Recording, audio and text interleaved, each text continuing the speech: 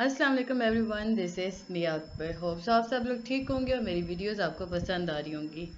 आज ही हम लोग EDU 411 का लेक्चर नंबर 19, 20, 21 एंड 22 यानी कि हम इस एक वीडियो में 4 लेक्चर आपके कंप्लीट कर देंगे। मुझे उम्मीद है कि आपको ये लेक्चर्स पसंद आएंगे। तो चलिए जी अपनी वीडियो करते हैं स्टार्ट। लेक्चर नंबर 19 में आपके पास है ज़ख़ीरा अल्फाज।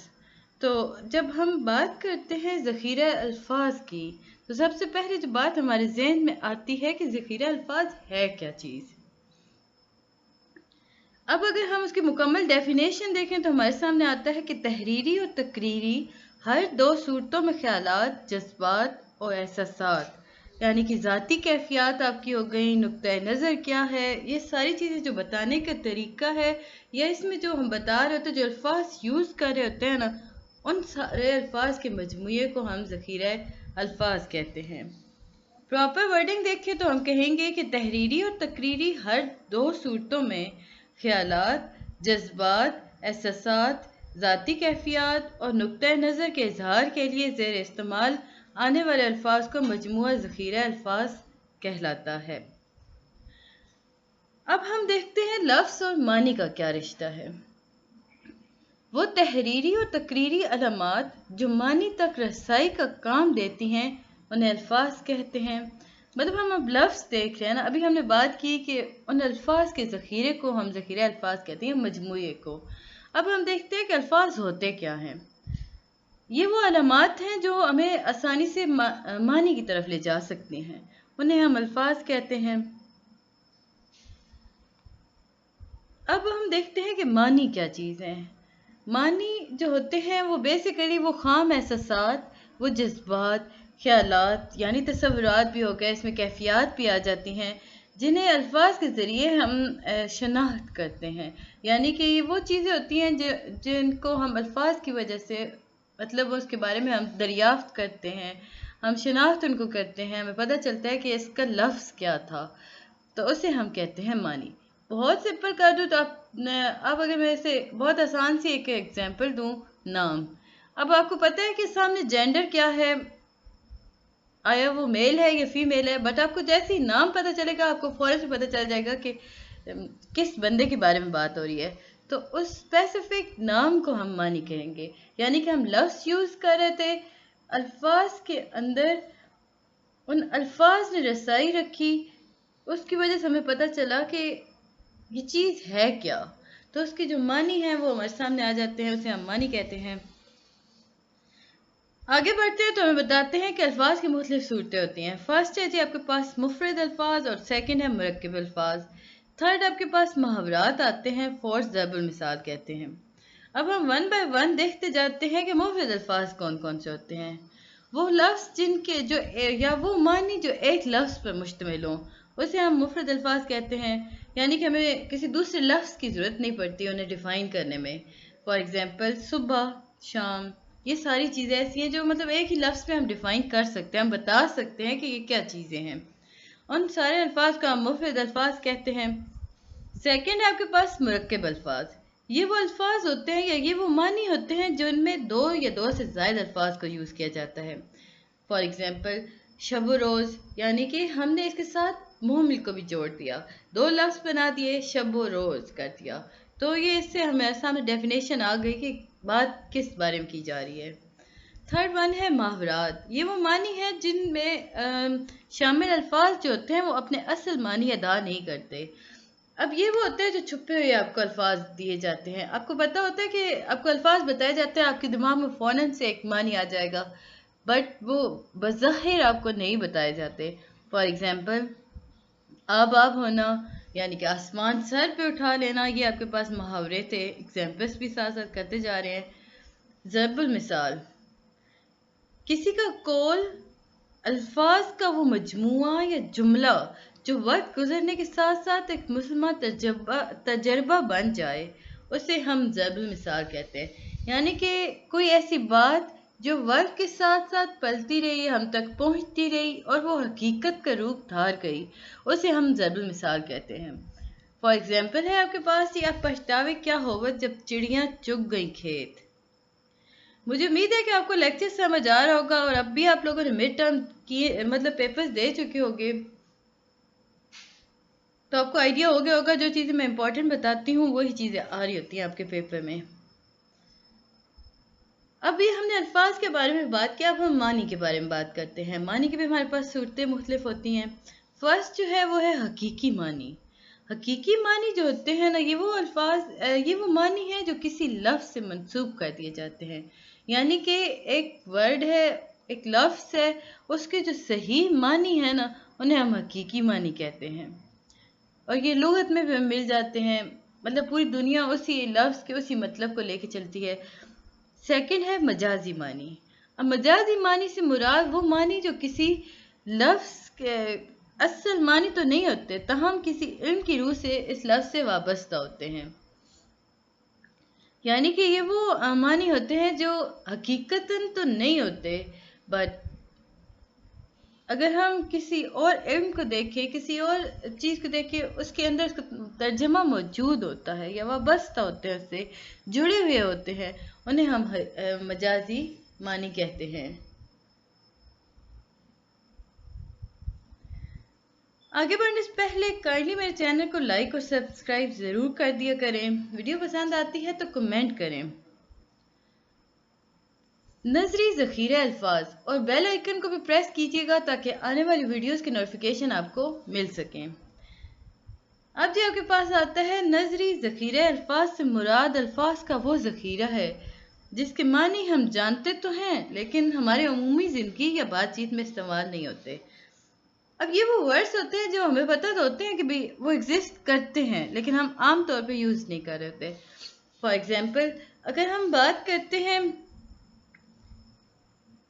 हथियारों के बारे में, उनके नामों के बारे में, अल्फाज के बारे में, तो हमें पता तो होता है कि उस हथियार का काम क्या है या उसका नाम क्या है, लेकिन हम उसे यूज़ नहीं कर रहे होते। एक और एग्जाम्पल है कि अब अदबी महफिल होती है ना, तो वहाँ पे शोरा जब अपना शेर पेश कर रहे होते हैं तो लोग मुकर्रर कहते हैं, इरशाद कहते हैं। अब ये मुकर्रर और इरशाद का मतलब तो उन्हें पता है लेकिन वो इसे आम जुबान में यूज़ नहीं करते, तो ऐसे अल्फाज को हम लोग कहते हैं नजरी ज़ख़ीरा अल्फाज। सेकंड ही आपके पास से आता है अमली ज़ख़ीरा अल्फाज। अब ये वो अल्फाज हैं जो कि रोज़मर्रा के ज़िंदगी में हम बोल रहे होते हैं, मतलब हर टाइम हम इन्हें यूज़ कर रहे होते हैं। आप इन्हें बहुत सिंपल कर दो तो आप लोग करना कि नज़री ज़ख़ीरा अल्फाज ख़ास अल्फाज होते हैं और अमली जो होते हैं ना ज़ख़ीरा अल्फाज, ये आम बोले जाते हैं। दूसरी तरफ जी आपके पास आता है ख़ुसूसी नौइयत के अल्फाज।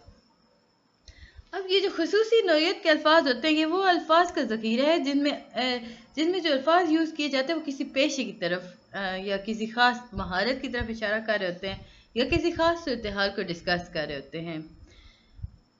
अब अगर मैं बात करती हूँ ये इनकी एग्जाम्पल का, तो हमारे सामने आता है कि अब आप ले दर्जी।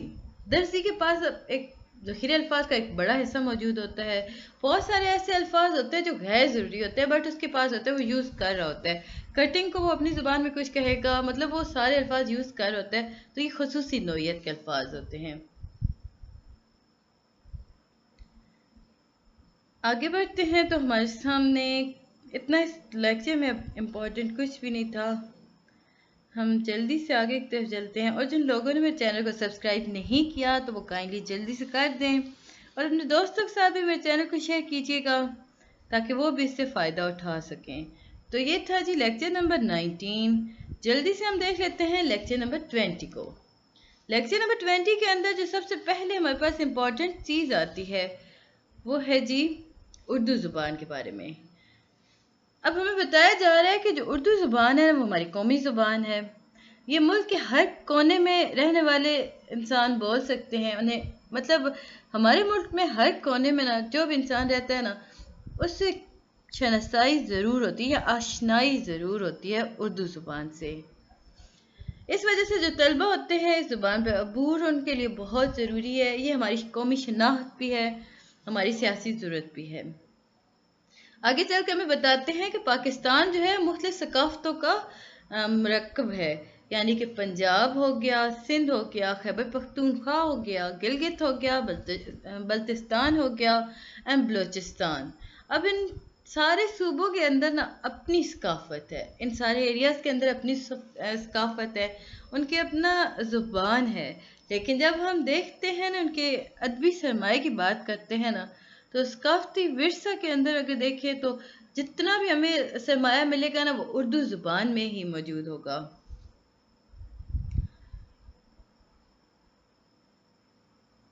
آگے بڑھ کے ہم بتاتے ہیں کہ پاکستان میں تعلیمی مواد کا اکثریتی حصہ جو ہوتا ہے وہ اردو زبان میں ہوتا ہے۔ بہت سارے مضامین ہمارے جو ہیں وہ اردو زبان میں ہیں۔ نصاب زبان کے مقاصد، اگلا ٹاپک ہے آپ کے پاس نصاب زبان کے مقاصد۔ تو نصاب یعنی تعلیمی سفر میں وہ لاہ عمل یا تحریری دستاویز ہیں جس پر عمل پیرا ہو کر تعلیمی مقاصد کا حصول ممکن ہے۔ اب یہاں یہ بتایا جا رہا ہے کہ نصاب ہے کیا چیز؟ یہ وہ چیز ہے، مطلب یہ وہ دستاویزات ہیں یا وہ آپ کے پاس ریٹن مٹیریل ہے جن پر آپ عمل کر کے تعلیمی مقاصد حاصل کر سکتے ہو۔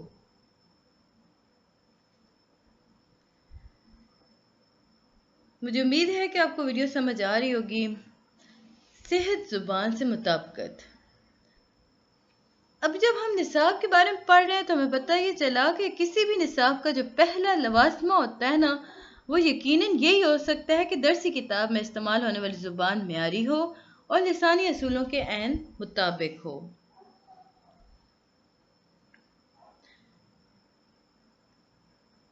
اب جی ہمارے پاس جو امپورٹنٹ چیز آتی ہے وہ ہے بتدریج اور مربوط۔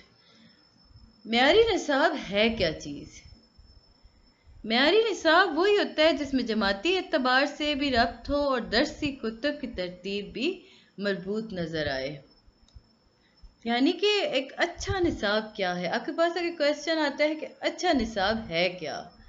اچھا نصاب وہ ہوتا ہے نا جس میں ہر اعتبار سے ربط ہو، درسی کتب کی ترتیب بھی بہترین ہو، مطلب آسانی سے مشق کی طرف بڑھا گیا ہو، درسی کتاب کے شروع میں تفریح اسباق شامل کیے جائیں، بعد میں تعمیری ہونے چاہیے تاکہ بچہ آسانی سے علم حاصل کر سکے، آسانی سے وہ اس بات سے سیکھ سکے جس بارے میں اسے بتایا جا رہا ہے۔ نصاب جو ہوتا ہے وہ اسے لچکدار نوعیت کا بھی ہونا چاہیے۔ اب اردو زبان کے مقاصد ہیں تو اس میں اتنا آپ کے لیے امپورٹنٹ نہیں ہے، یہ بہت آسان سی چیز ہے، پیپرز میں آپ کے بہت کم آئی ہے، مجھے امید ہے کہ آپ کو سمجھ آ رہا ہوگا۔ اور میں نے آپ کو جب شروعات میں بتایا تھا کہ ہم پیپر پوائنٹ آف ویو سے بات کریں گے تو ہم سمپل پیپر ہی کے پوائنٹ آف ویو سے بات کرتے ہیں۔ دین و دنیا میں تفریح کے تصور کی نفی کی جائے۔ اب یہ ہمیں بتایا جا رہا ہے کہ اردو زبان کے اندر نا تعلیم کی اہمیت اور یہ ساری چیزوں میں بتایا، ایک امپورٹنٹ پوائنٹ ہے، یہ MCQs میں آپ کے آیا تھا کہ دین و دنیا میں تفریح کے تصور کی نفی کی جائے۔ ابتدائی سطح کی تعلیم میں نصاب زبان کی اہمیت کے بارے میں اگر کویسچن آتا ہے تو آپ لکھو کہ گفتگو کی مہارت، یعنی کہ بچوں کو پتہ چلتا ہے سیکھنے کا عمل جو ہوتا ہے وہ ہمیشہ بولنے اور سننے سے شروع ہوتا ہے۔ سب سے پہلے بچہ سنتا ہے پھر بولتا ہے۔ سیکنڈ آپ کے پاس آپشن آتی ہے جب پڑھنے کی مہارت بھی ہوتی ہے۔ اب جب ہم تعلیم حاصل کر رہے ہیں تو ہمیں درست اور غلط کا بھی پتہ چل جاتا ہے، لکھنے کی مہارت بھی ہوتی ہے۔ تو یہ تھا لیکچر نمبر 20۔ اب ہم دیکھتے ہیں لیکچر نمبر 21۔ 21 میں ہم جب دیکھتے ہیں تو ہمارے پاس سب سے امپورٹنٹ چیز جو آتی ہے دیٹ از مشاہدہ کرنا۔ اب مشاہدہ کرنا کیا ہے؟ ڈیفینیشن ہے جی اس کی کہ اپنے گرد و نواح میں اگر آپ موجود اشیاء کو دیکھیں نا اور ان کے متعلق رائے قائم کر رہے ہیں نا، اس سارے عمل کو ہم کہتے ہیں مشاہدہ کرنا۔ اب یہاں پہ انہوں نے بتایا کہ جماعت اول اور دوم یعنی 1 اور 2 کلاس میں نصاب سے توقع کی جاتی ہے کہ بچے مشاہدہ کے حوالے سے مطلب ذیلی مہارتیں حاصل کر لیں، انہیں ناموں کی شناخت ہو جاتی ہے، اشیاء کے استعمال پر قدرت حاصل ہو جاتی ہے، حروف کی شناخت ہو جاتی ہے۔ فردر آگے موو کرتے ہیں سماعت و ادراک۔ سماعت کے جو لفظی معنی ہوتے ہیں وہ سننے کے ہیں، ऑन द अदर हैंड जब हम इदराक के मानी लेते हैं वो है समझना। समात सुनना, इदराक के मानी है समझना। गोया समात और अदराक से मुराद बच्चों के सुनने और समझने की सलाहियत है, यानी कि वो सुनते हैं और समझते हैं। इस पूरे प्रोसेस को हम समात और अदराक कहते हैं। अब वो कहानी सुनते हैं, उसे समझ सकते हैं, नज़म या गीत सुनकर लुत्फ अंदोज हो सकते हैं, गुफ्तगू को मुकम्मल तवज्जो से सुनकर समझ सकते हैं। नेक्स्ट टॉपिक है जी आपके पास गुफ्तगू में महारत।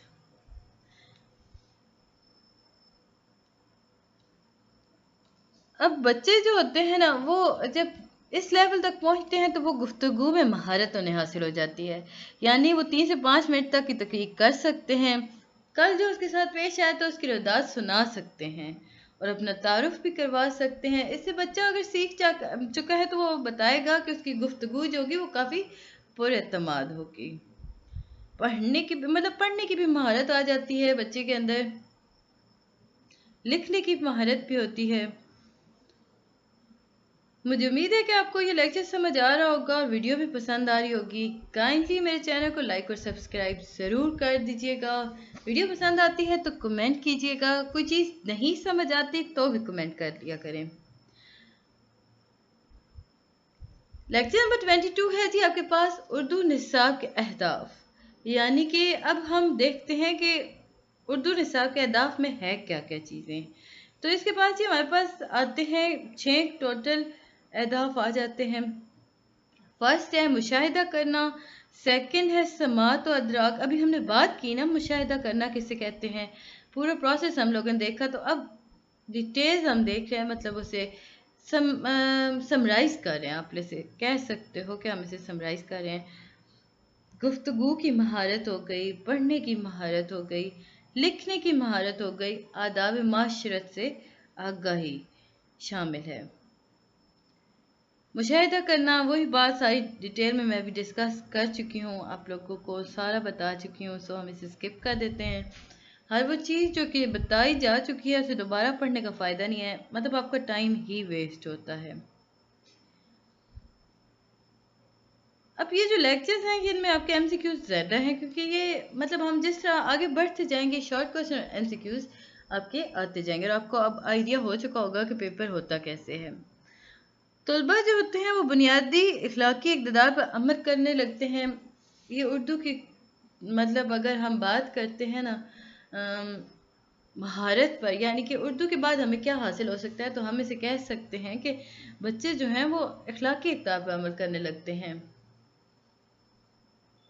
तो ये था जी लेक्चर नंबर 22। मुझे उम्मीद है कि आपको पसंद आया होगा और समझ भी आया होगा। मिलते हैं जी नेक्स्ट वीडियो में, तब तक के लिए अल्लाह हाफिज़।